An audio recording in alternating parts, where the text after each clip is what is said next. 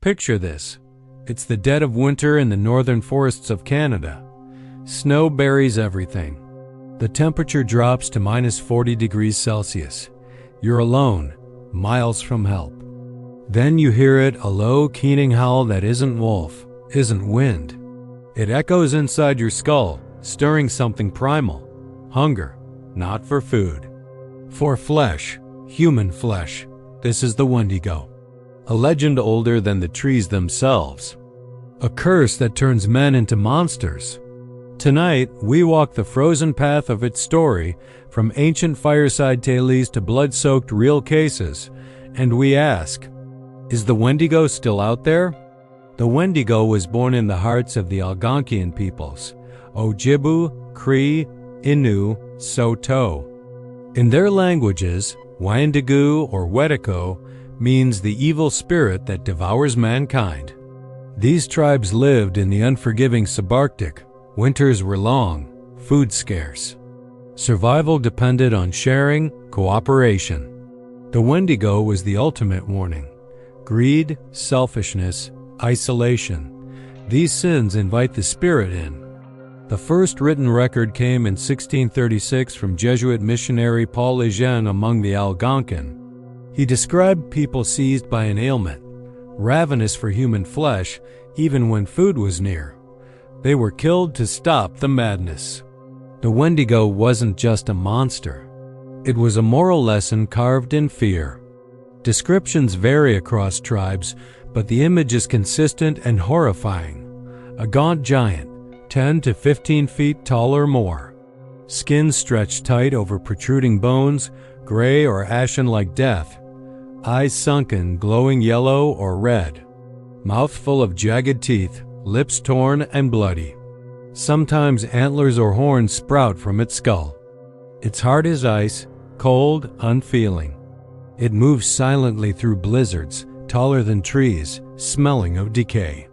Its howl mimics human voices, calling your name, luring you deeper. Once it possesses you, there's no escape. The most terrifying part? The Wendigo was once human. In times of famine, when winter starves the body and soul, a person tastes human flesh, even once. The spirit enters. Insatiable hunger begins. No amount of food satisfies.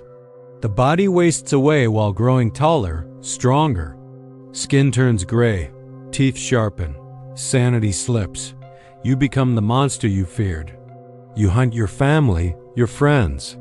The curse spreads like frostbite through dreams, whispers, or simply the act of cannibalism. Some tribes believed only death could end it. Others said shamans could fight it at great cost. These weren't just stories. Real cases shocked the world. In 1878 to 79, Cree trapper Swift Runner and his family vanished into the Alberta wilderness. When found, Swift Runner was healthy, 200 pounds. His family gone. He confessed. He killed and ate his wife, 6 children, mother, brother, even though supplies were 25 miles away. He claimed a Wendigo spirit possessed him. Hanged in 1879, first legal execution in Alberta. Then Jack Fiddler, Oji Cree shaman, early 1900s. He claimed to have killed 14 Wendigos, people turning into monsters. In 1907, he and his brother were arrested for murdering a woman they said was transforming. Jack escaped and hanged himself. His brother died in prison. These men weren't murderers in their eyes. They were protectors. Science called it Wendigo psychosis, a culture-bound syndrome. Symptoms: delusions of possession, depression, violence, craving human flesh, even with food available. Psychologists in the 20th century studied it. Some said starvation plus cultural fear caused hallucinations. Others linked it to prion diseases or trauma from colonialism.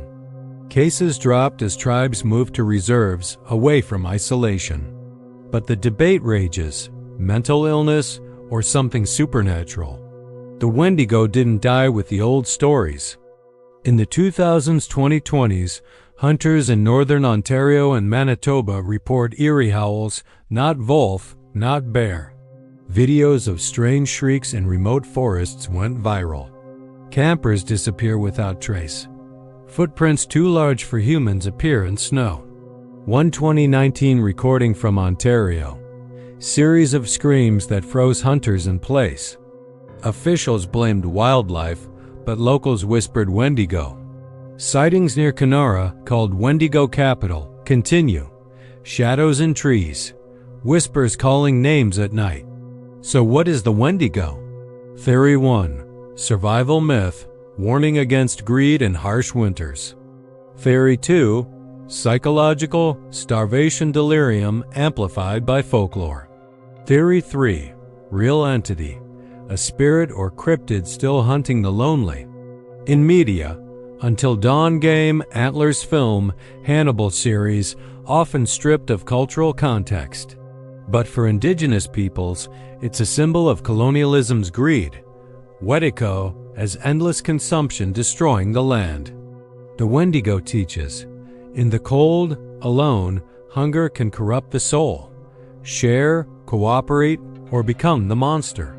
If you're ever lost in those northern woods, listen closely. A howl that sounds too human. A whisper of your name, run. Don't look back. Did this story freeze your blood?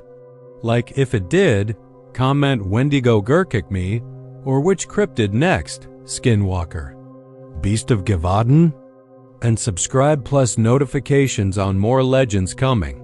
Stay warm. And never walk alone.